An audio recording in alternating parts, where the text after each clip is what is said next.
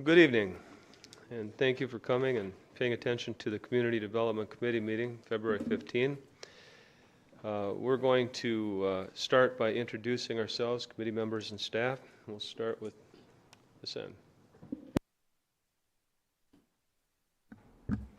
I'm Dick Kesslink, and I do represent the Ag Committee that comes out of Baldwin, but also the town of Stanton, so that I'm here for two things. Thank you. Ryan Shirley, I represent District 13 in Richmond. Jerry Van Zorman, I represent District 18, which is pretty much the village of Baldwin. I'm Scott Counter. I represent District 11, which is the town of Star Prairie and the village of Star Prairie, and a little bit of sliver of New Richmond. My name is Dan Hansen, and I represent the other part of New Richmond. I'm Ken Witt, the County Administrator. I am Jason Cheesit, Community Development Director. Heather Amos, Corporation Counsel. John Hilgers, Senior Planner, Community Development Department.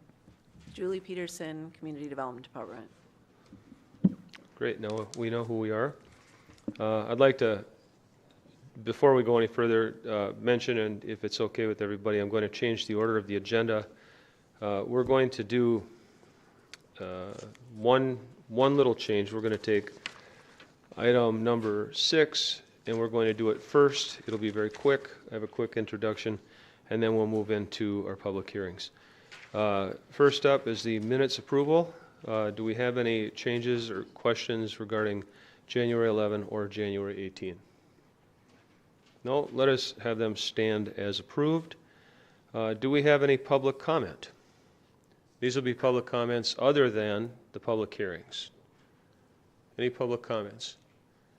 Jenny, step up to the microphone, introduce yourself, where you live, and say your piece. You get a half hour, right? You get 90 seconds, and maybe a little bit more. Good evening. My name is Virginia Drath, and I live at 1541 County Road, Emerald. I live a mile and a half away west of Emerald Sky Dairy, and also a mile and a half from Emerald Town Hall, which is across the road from Emerald Sky Dairy. Last November, which is the well water nitrate test result from the town hall was 44.4 parts per million. My test was 3.2. What a relief for me and my family. A friend who lives 2 miles east of Emerald Sky Dairy and is surrounded by fields the dairy spreads manure on. This past summer in June, the family members were having issues with diarrhea. Eventually they tested their water and it showed E. coli and elevated nitrates. They contacted DNR, applied for and got accepted in the ARPA well replacement grant program. Finally, after almost 6 months and a lot of paperwork of processing, they had a new well just 3 weeks before Christmas. They no longer had to have jugs of water on their kitchen counters and bottled water in the bathroom, and they continued to babysit a granddaughter without worrying. The new well cost a little over $20,000, which the grant covered. There's not a lot of people that can afford a new well, and that's why many folks don't test their water, and we've heard that many times. I want to thank Land and Water Department for their presentation at our Citizen September 28th Clean Water Forum. There were 66 plus folks that attended.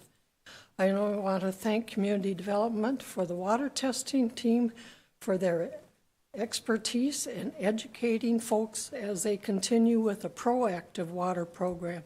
Transparency with the reports and real data.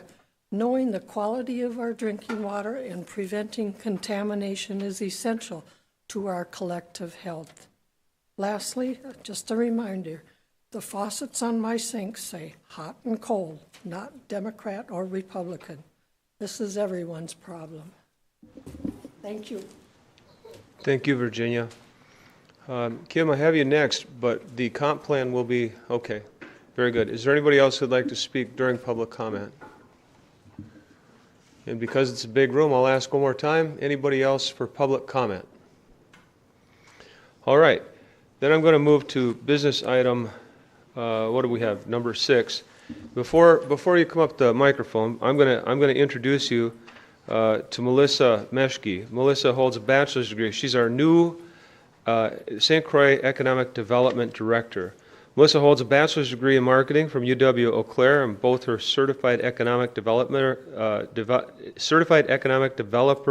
and entrepreneurship development professional certifications from the International Economic Development Council, IEDC. She has over a decade of experience, and I couldn't be happier to have you here.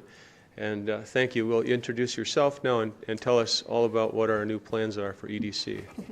Sounds good. Thanks so much for that introduction. You took a lot of my steam out of what I was going to say. So, as you said, Melissa Meschke, I'm about 3 weeks into the job as the new executive director of St. Croix EDC, but I am so excited to be here. I've been a resident of St. Croix County for about 2.5 years.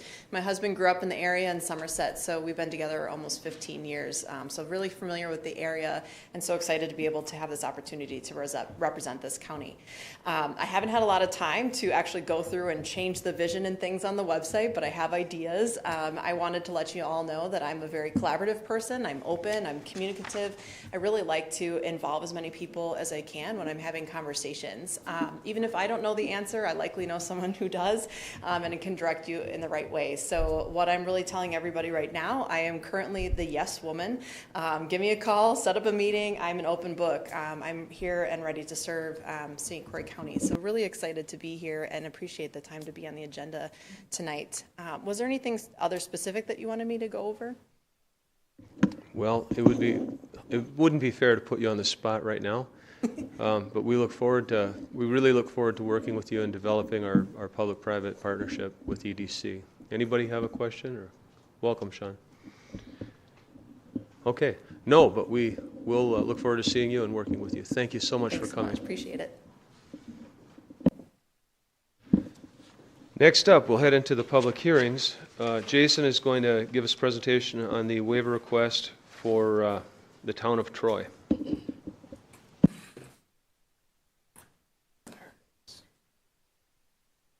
All right, good evening, members of the board. Our first hearing tonight is a waiver request for Seasons 45 LLC. The property is located in the town of Troy, and they're seeking relief from the 4-to-1 depth to width ratio.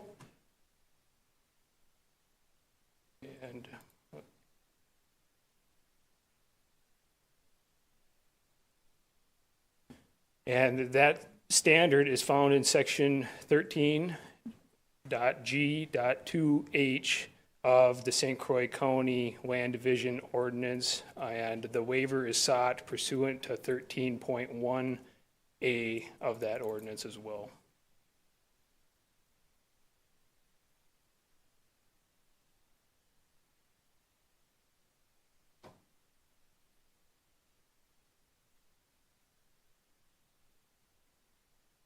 The applicant and their agent is Seasons 45 and Doug Zoller from Oth Consulting and Associates. The property is currently zoned Ag Res because it is underneath the town of Troy zoning, so it's not under county zoning. That's why the zoning classification is different than what we normally see. The county's land division ordinance, though, applies to all areas within the county, and our current land division ordinance states that the depth to width ratio shall not exceed 4-to-1 for lots 10 acres or more in size. And you'll see that this request involves two different parcels, or two different new parcels. Right now, it currently exists as 4 parcels. So we've got one parcel down here by the river. We've got this non-conforming triangle parcel. We've got a larger parcel with a current horse facility over here, and then the big a lot that goes all the way out to the roads. There is currently 2 dwellings on site. They're indicated here in that with the red circles.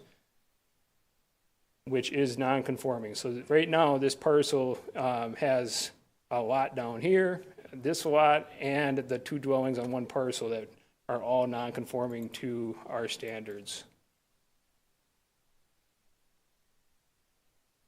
So this is showing the proposed layout. I'll try to zoom in here. You can see the proposed lot 1 includes one of the dwellings right here. And this width is fairly narrow. And so our total length to width ratio or depth to width ratio is approximately 8:1 here. You can see the old dashed line in here from the non-conforming triangle parcel. And then lot 2, which has the horse facility still on it, is a conforming parcel. So really taking those 3 non-conforming parcels and converting it into 2 new parcels, but one of the new parcels still remains non-conforming. There is an easement that goes along the south border of the property here. There is no changes to the rights or to who has access to that easement as part of this CSM. It's simply a waiver for that length to width ratio.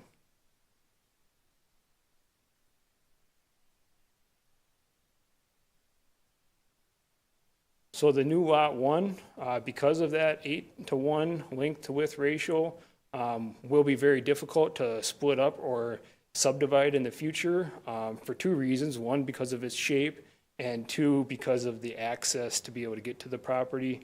Lot 2 could potentially have future land divisions, but that would be subject to the town of Troy's density and development rights as well.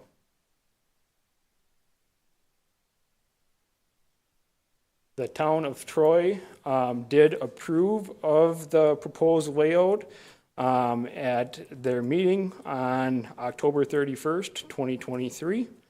They do have some conditions that they would like to see implemented, but that would be all done administratively through our office and through our staff. There's nothing that the committee would have to act on there.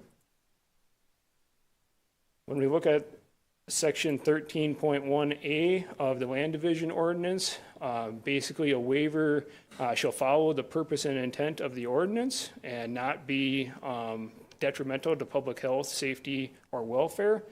And the waiver shall be because it's got a unique property, and the waiver shall not be on personal convenience or financial hardship, simply the property and the ordinance.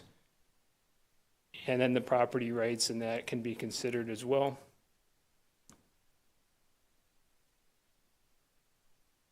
So our findings are that this request deals with 3 non-conforming parcels. We're trying to conform it into 2 parcels.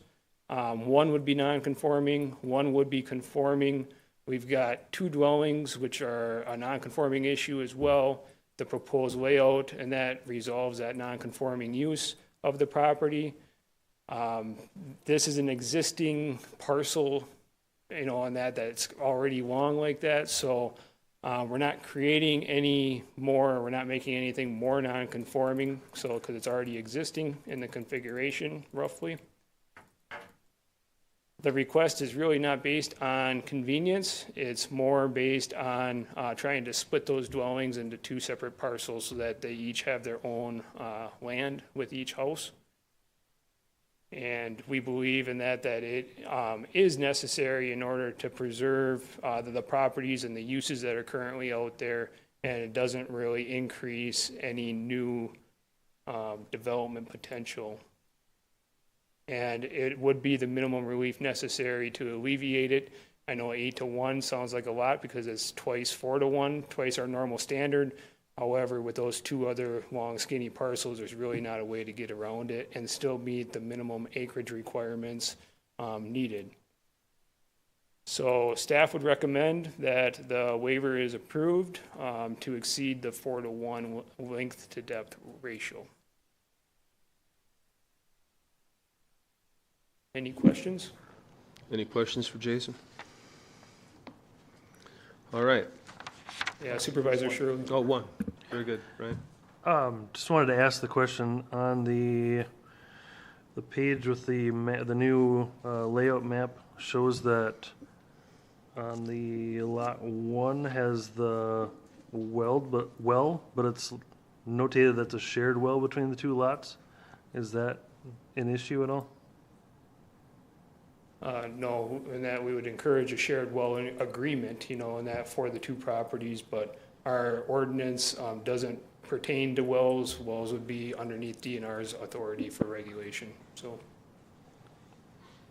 Right, and I would remind the committee, this is under the zoning, Troy's under their own zoning, so unless there's something profound, we generally are here to approve Troy's zoning, just to agree, yep, that's your zoning.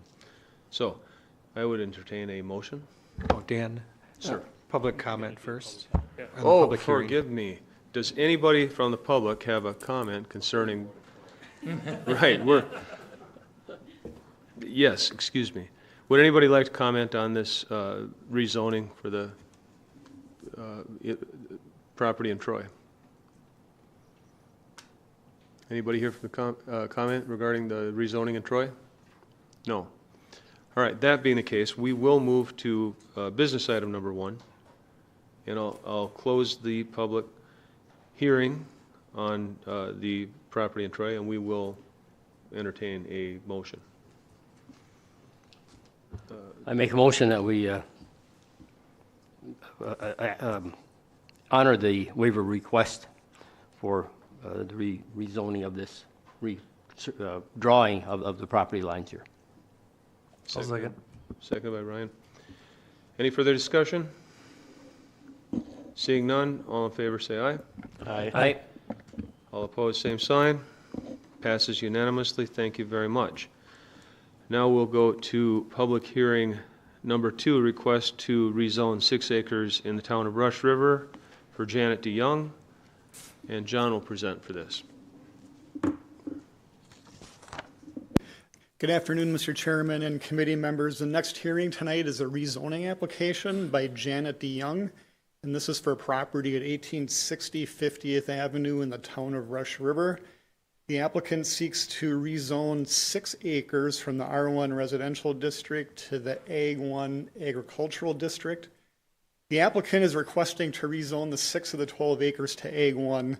The purpose of the rezone is to enable the creation of a 6-acre parcel for the existing dwelling that would remain zoned R1, and the remaining 6 acres would be added to an adjacent parcel currently zoned Ag 1, and we'll run through some maps here in just a moment. A little bit of context for the application. This is in the northwest portion of the town of Rush River, just south of I-94.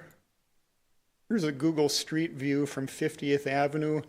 This shows the 6-acre parcel that would retain the homestead on the very front piece of the parcel. And then this diagram shows the proposed CSM, or certified survey map. Again, the arrow from R1 to Ag 1 would be the 6 acres that would be rezoned to Ag 1 to match the adjacent parcels. And again, the very front portion would remain R1, and that would contain the existing homestead. General features of the property, you'll see that the area is surrounded by R1 residential to the east and Ag 1 zoning to the north and west. Again, just as a refresher, the Ag 1 district allows all ag uses with a residential development density of 1 unit per 40 acres. And the R1 residential primarily serves as an agricultural district, as it allows all agricultural uses except ag entertainment uses. The R1 district also allows residential development density at 1 unit per 10 acres. Real quickly, we'll review the Town of Rush River Comprehensive Plan. The future land use plan map that we're looking at is from the Rush River 2010 Comprehensive Plan. And as we review rezoning requests, we do require that the application request be consistent with the local government's comprehensive plan per state statute. In the Town of Rush River plan, they guide this for future ag residential. In the narrative summary in the language in the comp plan, this language states that elements of this plan will serve to preserve the ag and forest integrity of the town and place limits upon residential and commercial development. Below you see a map that represents the county's farmland preservation plan map. These properties qualify for certified zoning districts in the Ag 1 and Ag 2. And these zoning districts are approved by the state and if zoned could qualify for income tax credits. And as you can see here, the property highlighted in red is part of the farmland preservation plan. Next, we take a look at the county comprehensive plan, and you'll see that the county designates this parcel as mixed rural agriculture. It would support either Ag 1 or Ag 2 zoning at 1 unit per 20 acres or 1 unit per 40 acres. These zoning districts support property owner participation in the farmland preservation plan. The comprehensive plan also states these lands may be zoned Ag 1, Ag 2, and also R1 or R2. And there is a reason for that. The county plan defers to the local comprehensive plans. And we have 16 or 17 comprehensive plans that we try and manage into one county comprehensive future land use map. And the reason why the different zoning districts are allowed in this category is because some towns like Rush River do promote agriculture as a primary use. However, we have other towns in the county that, while primarily agriculture, they don't support it so much in their policies. They support development of different densities. So we include in the different comp plans, whether they support ag or residential. That's why it's important that we defer to the local plan. The county's categories are a little bit more broad. Real quickly, taking a look at the natural resource features. The parcel is included within an environmental corridor, primarily due to adjacent wetlands, and then you see some intermittent streams with the blue lines here running close to the property.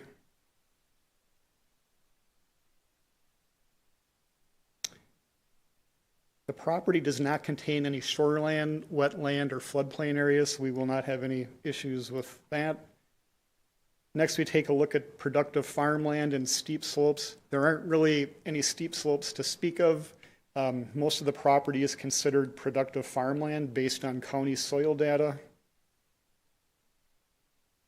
The Town of Rush River Town Board reviewed this request at their December 13th, 23rd meeting and recommended approval.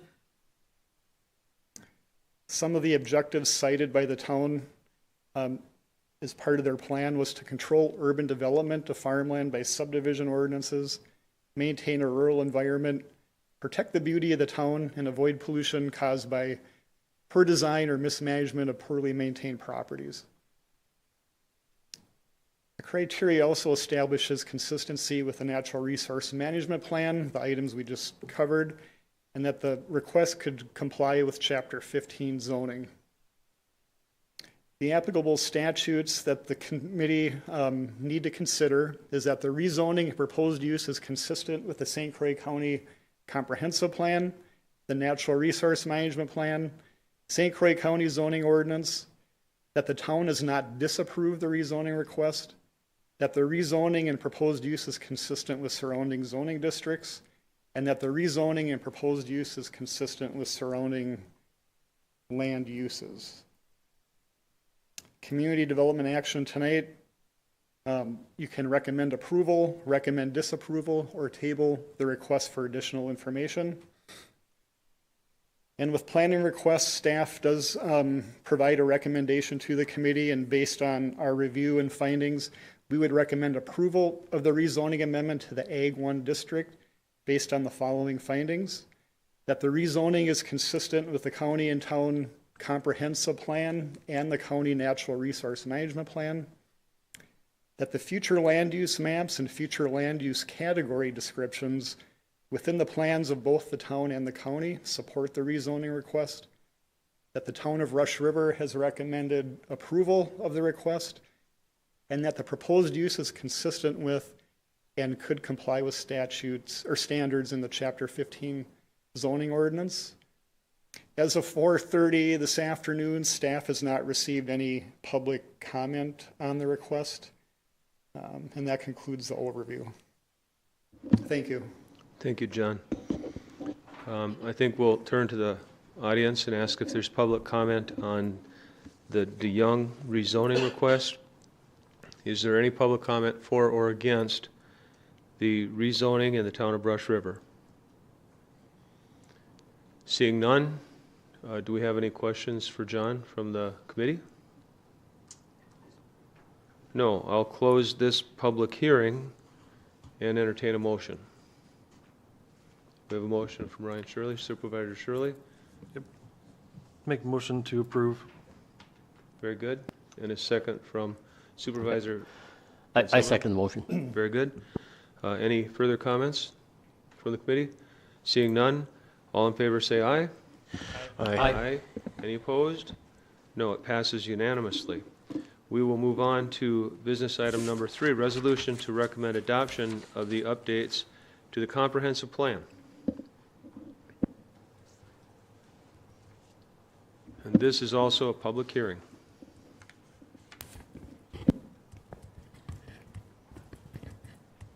All right, thank you.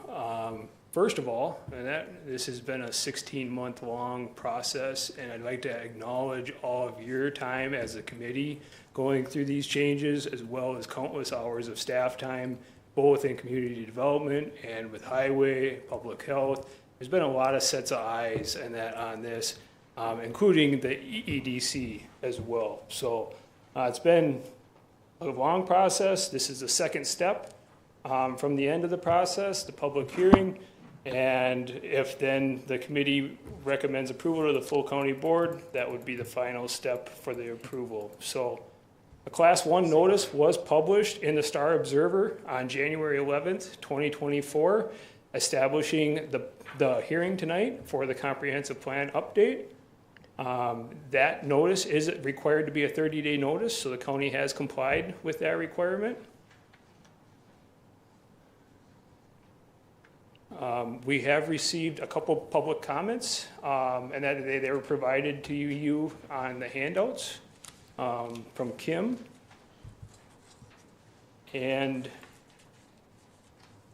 then we also received some comments from the Economic Development Corporation, Melissa Meschke, the new Economic Development Director that we just met tonight.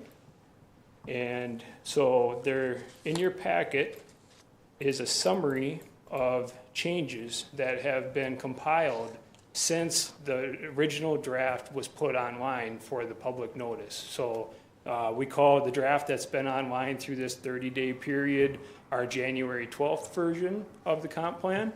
And so staff has created this memo showing some of the suggestions that Melissa had, and also just some typos and correcting some errors that are in the document. So there's nothing real huge in the ag chapter or the transportation chapter. Again, you can see it's just kind of fixing the text, adding the numbers, that kind of stuff, formatting.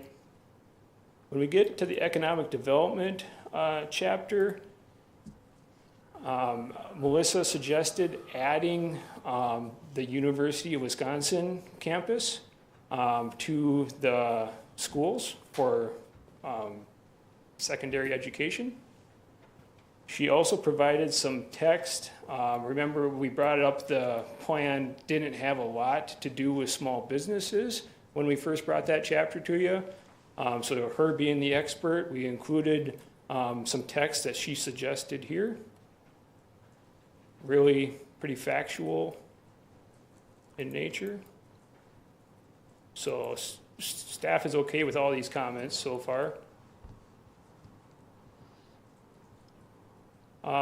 There was some formatting cleanup. Again, we had a provision in that was duplicated, so we removed that provision.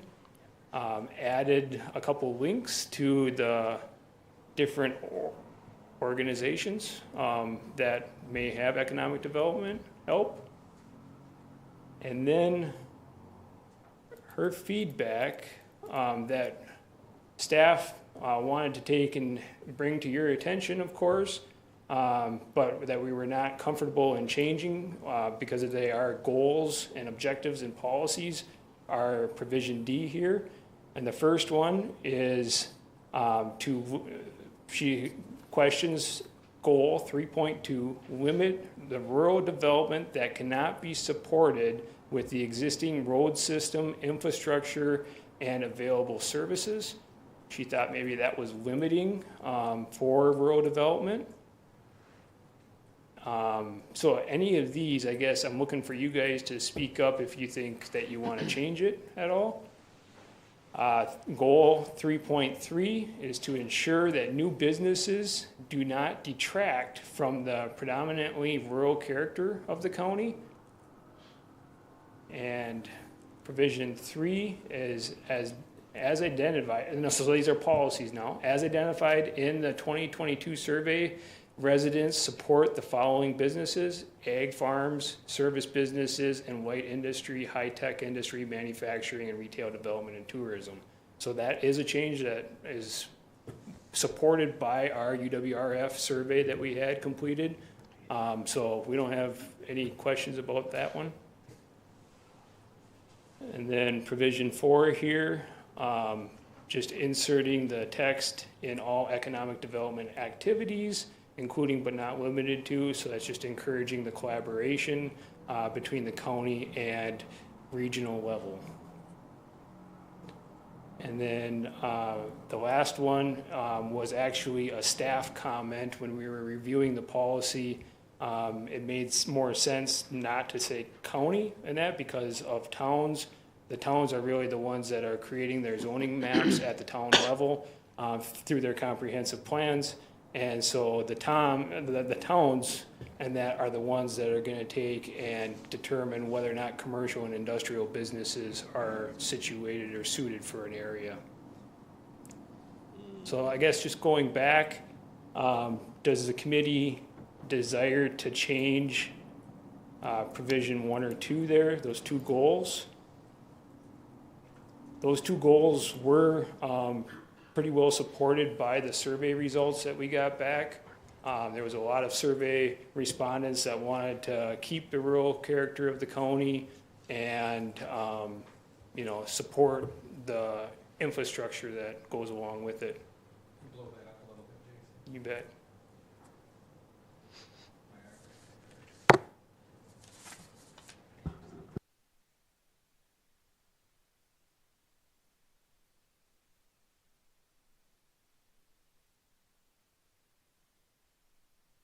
Yeah, can I clarify one thing?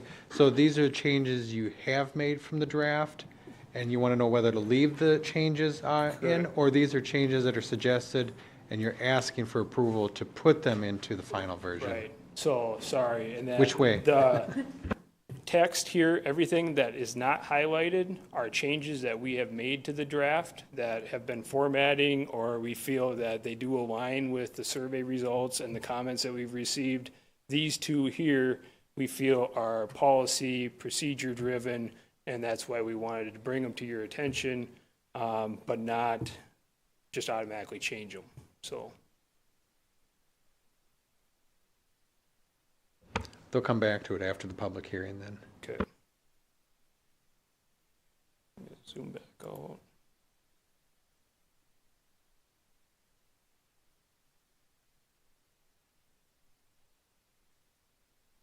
The housing chapter, there was a couple of small changes there.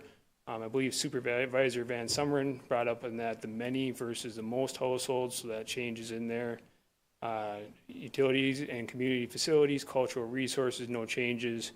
And then the number 10 here, we've already went over with the committee. That was that chart that had those eyes like they were in progress. So staff went through those and verified which ones have now been completed.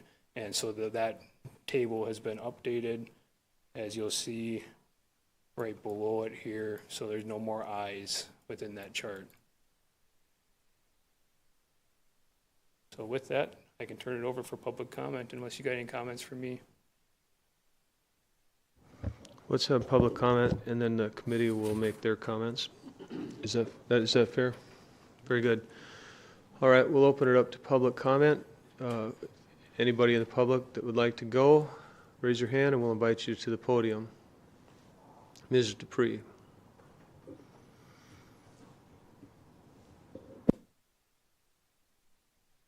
Thank you tonight for hearing us and getting public comment. I came in tonight because I wanted to give you, I had submitted some stuff to Jason already, which he distributed to you, but I wanted to highlight a few things and give you a more update.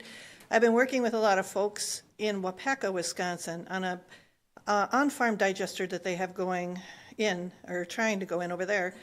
And I saw that you in page 97 talked about on-farm bioenergy production as being a viable agricultural use. So I'm getting a lot of calls from this side of the river and some words of caution based on my experience of living in Emerald for 20 years and being close to a biogas digester there in Emerald for a few years.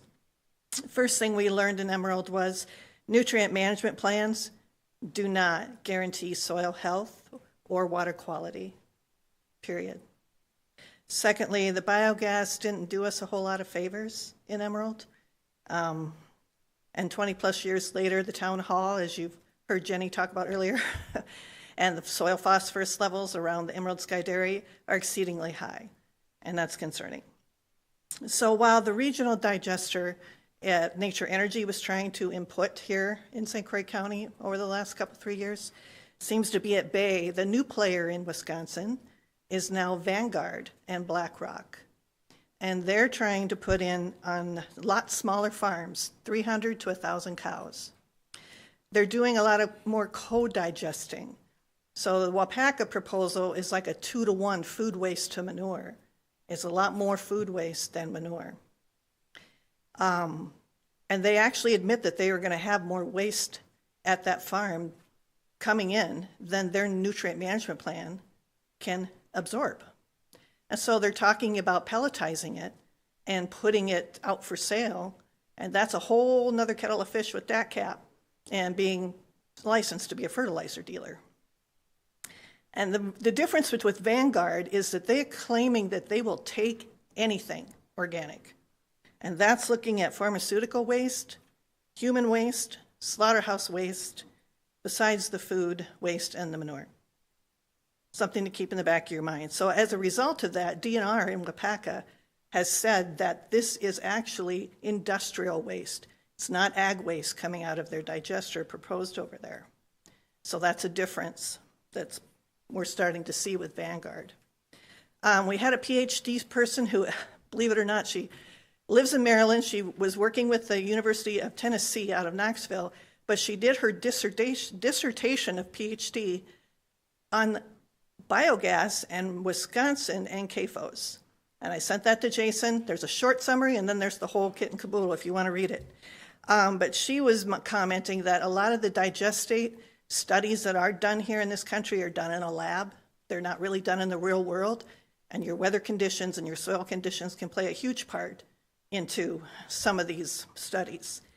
I heard a report from Lynn Utesh in Kewaunee County last week that one of the fields next to him that got full of it was spread with digestate, dead earthworms everywhere. So there's a lot of concern as to what's in it because we don't always know what's coming in to these digesters when they're doing industrial waste. Vanguard, and the reason this really affects you guys is Vanguard now has gotten permits in 2 farms in Pierce County, Ridge Breeze Dairy, and then the Peterson Farm just southwest of River Falls. So they already have a footprint in Pierce County. And then to add to the mix, one of those farms, Ridge Breeze Dairy, I'll get it out, formerly Sanbao, is rumored to be buying Emerald Sky Dairy. We've heard that from a couple of good sources. And so the bad news is that Emerald Sky Dairy in their conditional use permit way back in 2001 had the biogas written into their conditional use permit. The good news is that also had a public health clause written in that same conditional use permit in 2001. And so the county does have some tools, I think, to protect themselves and to protect your water quality. I spoke with one of the Nature Energy reps at the New Richmond open house. We talked for about like a half an hour. I was giving him lots of questions. And I asked him specifically, I said, what agency really oversees these type of facilities here in Wisconsin? Who are you accountable to? And he said, it's a trust relationship between you and us. That was his actual words. And so I just felt very uncomfortable with that, being a $1 trillion company that doesn't really have any people living in the area. That was problematic, in my mind anyway. It seems like the regulations have not been keeping up with the implementation and rollout of these biogas digesters, even on the smaller farms. So I do work as a master gardener, so I've learned the importance of soil testing in my work as a master gardener. And I see, I left a map with Jason. There's a lot of excessive phosphorus in a lot of our soils here in the Midwest. I mean, it's just the nature of farming. So there's a lot of excess phosphorus, and that's what DNR bases their nutrient management plans on. And I've learned that if you don't look at that soil test and you don't utilize the information and adjust what you're putting into the ground, that's not helpful for the soil. That's hurtful for the soil. I learned as a master gardener that the soil needs to be different if you're planting blueberries or tomatoes, sweet corn, whatever. So you need to make those adjustments. And if nothing's being adjusted and you're just dumping stuff, then that's more like waste disposal. That's not really plant health or soil health or agronomy. So I just brought this here to you tonight so that you can, as you implement this comp plan, keep these things in the back of your mind so that you know what's going on in your neighborhood.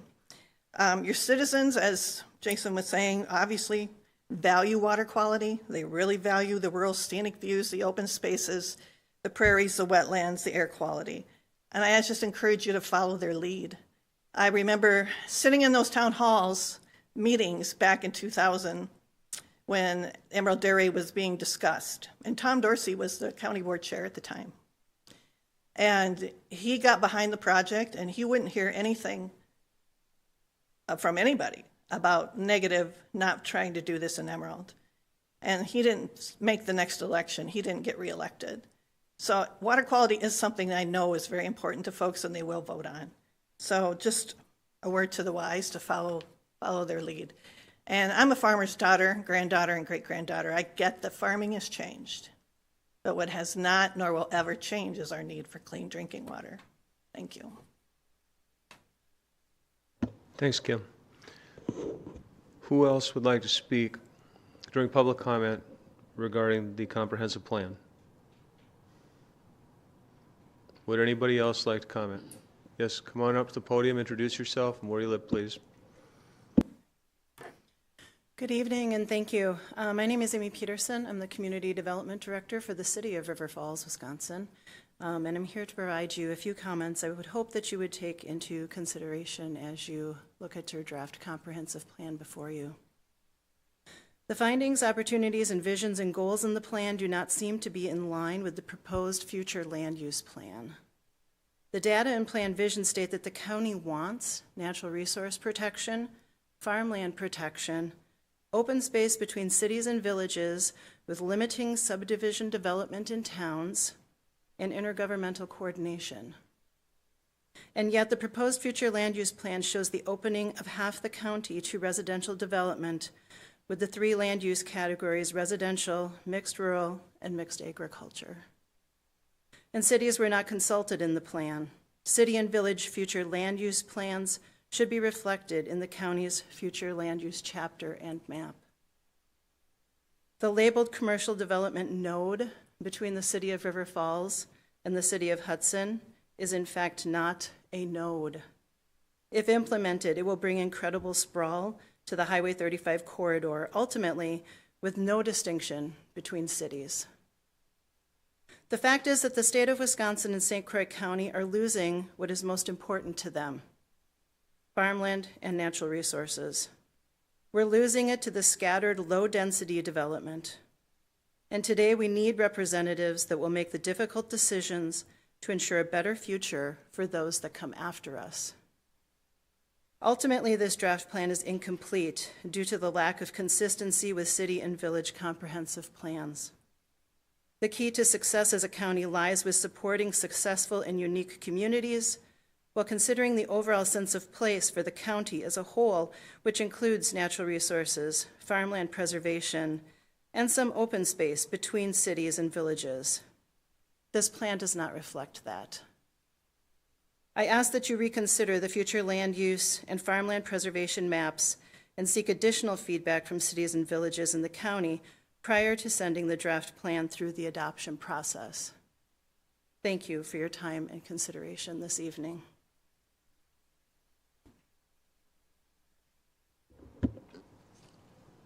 Is there anyone else who would like to speak to the comprehensive plan during the public comment period? Anyone else from the public who would like to speak to the comprehensive plan during public comment? All right, seeing none, then we will close the public hearing, and the committee will take up discussion during the business item number 3. Who would like to go first? I'd like to entertain a motion that we can discuss.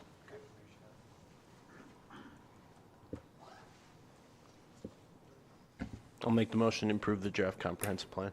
All right, we have a motion, we have a second. Now, who'd like to go first with discussion? Sean, or Ryan. Yeah, to go back to the changes that you were talking about earlier, Jason, the 1 and 2. Number 2 does bother me a little bit as well, ensuring that new businesses do not detract from the predominantly rural character of the county. That I know the intent behind it, but I think putting that in a comprehensive plan is saying that we may be distracting businesses from coming to our county rather than the actual objective, what I think is behind that. As far as number 1, I think we could find a different way to word that as well. I think I'll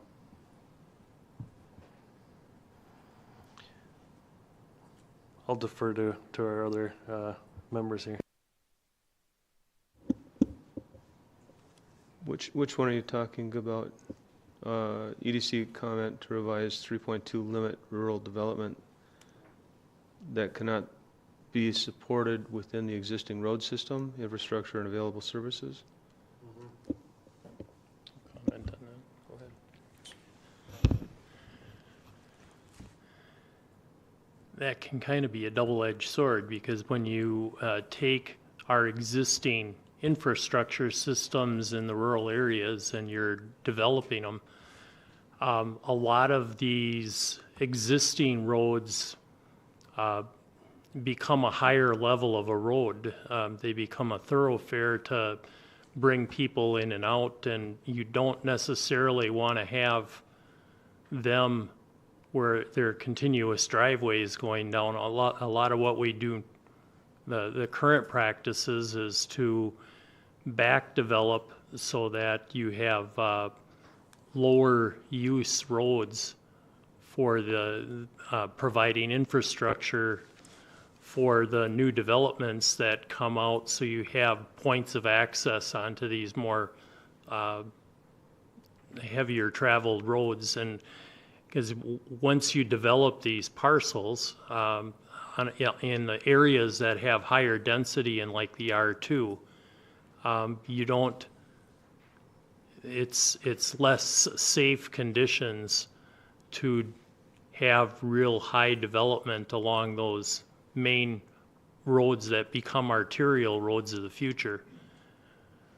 So with that in mind, when they're saying to try to use all existing roads and fill those up with lots of driveways first, or development, can kind of backfire towards the safety of those roads after they turn into a more arterial position for the future. So in that respect, I kind of would disagree with that comment. I'd like to defer this question to the professional planners that we rely on. John, what do you think of this? You know, the way we structure our zoning codes and permitted uses, we try and limit commercial development in the rural area to those that support ag. You know, our viewpoint is that the more intense industrial commercial development go where there's urban services, and the road network to support the higher volume type of uses. That's So, the way this is written, you think this supports our mission? Or do you think it's limiting do you think it's limiting of the marketplace and the way businesses would perhaps be perceived as developing? Yeah.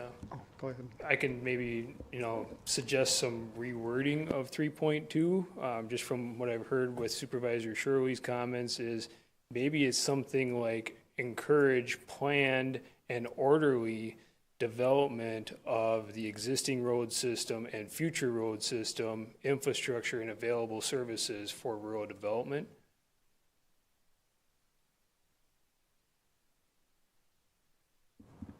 I like that a lot better.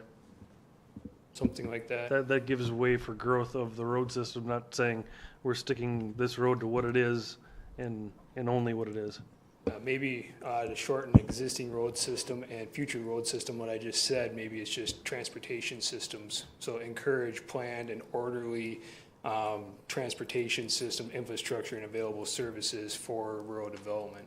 Julie, did you get that?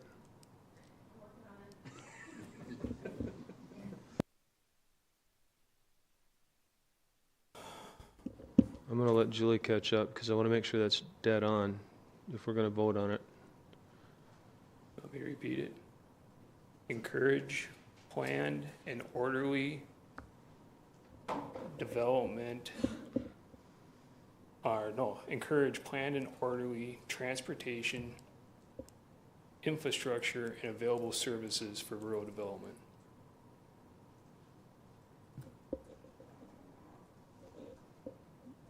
I want to thank Supervisor Schuler for bringing that up. I had the exact same thought, and it's right on, in my opinion. I agree. Next up, who's got a thought? Really? How about number 2, Supervisor Van Someren? I agree totally with what we just did to number 1.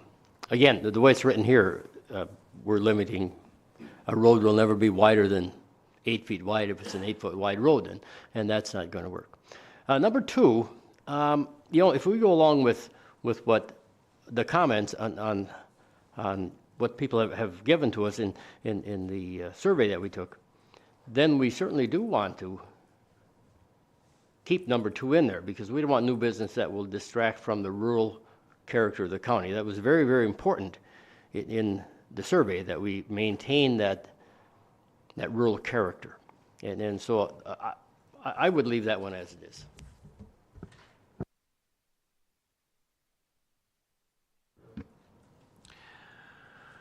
I guess I would prefer that not to be a negative statement. If we could turn that to a positive, rather than a do not distract, rather maybe not ensure isn't the right word either. So I'm looking to you, Jason, to turn that frown upside down. Yeah, new businesses enhance predominantly. I would say that ensure that new businesses promote the predominantly rural character of the county. Okay, that's one way. Enhance, complement, promote. Those are all words that could be put in there for do not detract. Complement's best. What's that? Complement's the best. That would be complement with an E. Something else to consider is ensure that new businesses are cited according to the future land use map to protect the predominantly rural character of the county.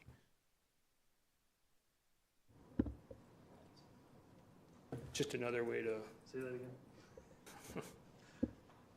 You know, I probably won't say it twice the same way. So anyway, ensure that new businesses are cited according to the future land use map of the county to protect predominantly rural character of the county.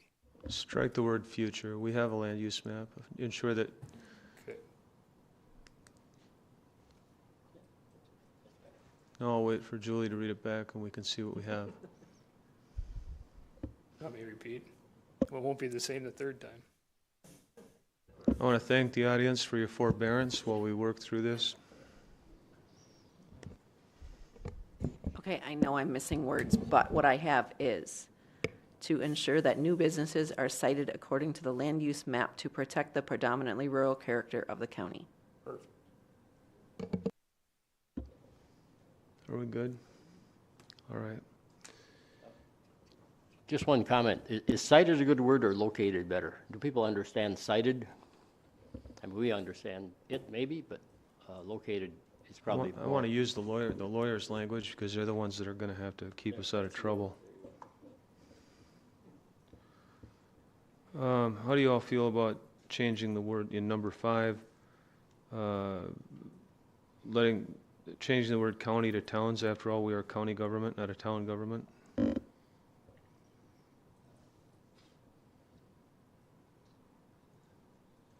As much as I respect our relationship with townships,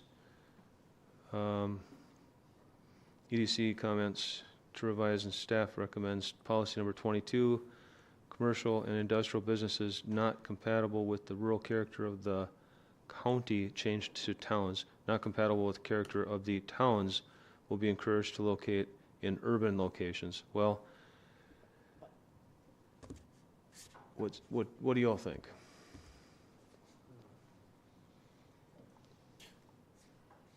I want to respect the staff's recommendation, but in this case, I personally think we should leave it to county because we are a county government.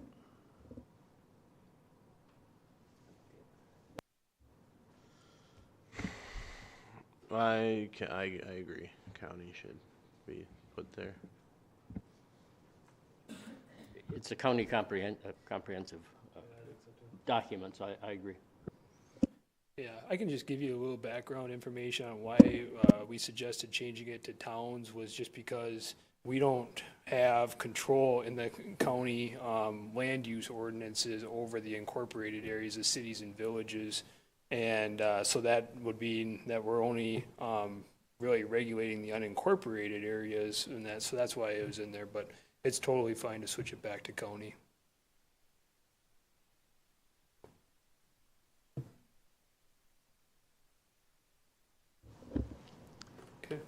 Well, I want to defer to your opinion too. As the Director of Community Development, you have an excellent relationship with town board chairs, and we need to develop and cultivate that relationship. You think it's better to leave it that way? Well, and that towns in this case, if I had 2 cents, may be a better word just because our towns are essentially creating their future land use maps and their comprehensive plans. And when we did the county future land use map, we tried to mimic or match the town plans as much as possible. And so when we do that, there was a public comment, that mentioned about a dividing line between the east half and the west half of the county. Well, the west half of our county, we do have mainly residential, mixed residential in our plan, and that because we were following the town maps, so. Well, go ahead. What if we were to change that back to county and associated local governments?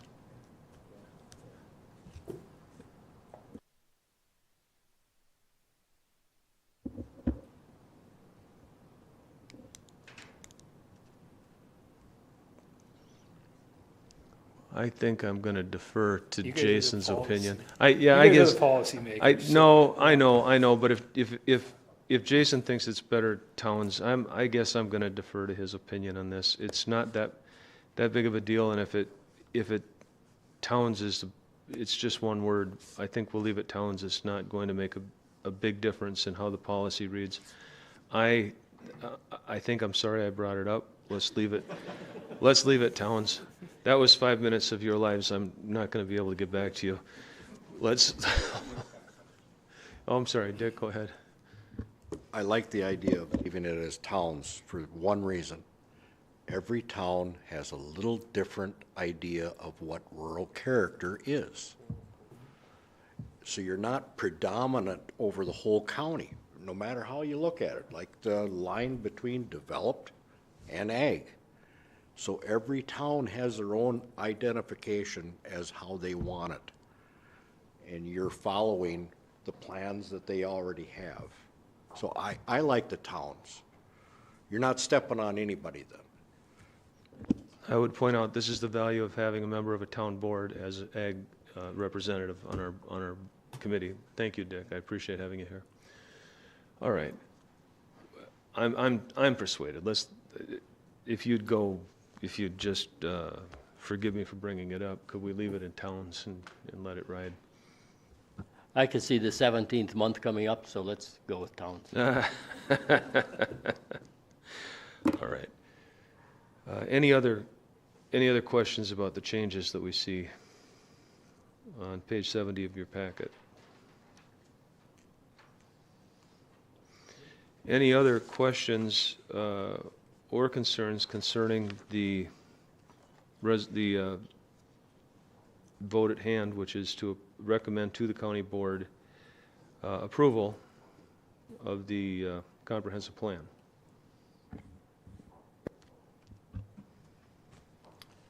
Just have a question. We had a speaker tonight come up and discuss concerns about vetting this with some of the municipalities. Has an effort been made to vet all of these things with all of the different municipalities to gain additional input? Tonight we had representative from River Falls. Is there been any other comment that has been brought forward, and would there be a need to take a look at this further to make sure that there isn't going to be issues on that part, or do you feel confident that this has been completely vetted? Yeah, so all of the town chairs and clerks and the village folks as well were notified as part of this 30-day notice, and that the email was sent out to well over 100 different email addresses, and that with the public notice process. I will say in that is maybe a downfall of using the town's comprehensive plans for creating the county future land use map, because in the case that was mentioned, the Highway 35 corridor there in the town of Troy, the town has that area identified as their commercial development area along Highway 35. And so when we look at trying to work intergovernmental cooperation with the towns, and that's why one of the reasons why we included those plans, and so that our plan jived as much as possible with the towns so that we're all on the same page for the future development within their area. And when I say as much as possible, every town has their different classifications on their future land use map, so we tried to take and get all the pieces together and put it in the proper zone or proper classification in our map to the extent feasible. So we assume that, you know, the towns that are working with the villages and stuff, if they've got a village or a city on their outskirts, you know, and that for their cooperative boundary agreements and any kind of future development, so. Unfortunately and fortunately, whichever side you're sitting on, but all cities and villages have their extraterritorial zoning. So they have a hand in what can be done no matter what we say here. So I think that they're pretty well protected. Anything over 10,000 for population can go 3 miles out. How much more do they want to take care of? You are correct, Mr. Hessling. Besides that, all of the planning sessions that we had were cited. They were noticed. I mean, and they were public. So anybody from any concerned entity had the right and privilege to come to all of our meetings, which were public. So as far as being vetted, it was a fully participatory process. And I don't have any heartburn that we did anything other than fully transparent and in the light of day. And I'm proud of our staff for making sure that that was done that way. So that's my 2 cents. Any other thoughts or questions? That being the case, I'd like to put it to a vote. All in favor of bringing this to the county board for approval, say aye. Aye. Aye. Aye. Aye. Any opposed? This is a unanimous vote. Thank you very much. Now we're going to move on to continuation of the request to rezone the Star Prairie Grand Bourne Holdings LLC. Chair Hansen, can I interrupt really quick? Business item number 4 is the ordinance to adopt the comprehensive plan. In this situation, there's a resolution and an ordinance just because of how the statutes are written. Yes. So before you go on to the next rezoning, can you go to business item number 4 and ask for a motion and a second and a vote to adopt the ordinance? Which is business item number 4. Thought we just did that. You just did number 3. There's actually 2 action items for the comprehensive plan. It's so important you have to vote twice on it. I apologize. All right. As soon as Supervisor Counter comes back to the table, I thought that was a typo. I really did. All right. We are going to, are we recommending an ordinance? We can't pass an ordinance as a committee. We are recommending an ordinance to adopt St. Croix County 2024 to 2045 comprehensive plan. May I have a motion? I'll make a motion to recommend the ordinance comprehensive second. plan. All right. Any discussion? All in favor, say aye. Aye. Aye. Any opposed? Passes unanimously. Now, I will reopen continuation of request rezoning 160 acres from R1 to R2 in Star Prairie. This is John Hilger will lead us in the conversation. I'll just need a moment to readjust here.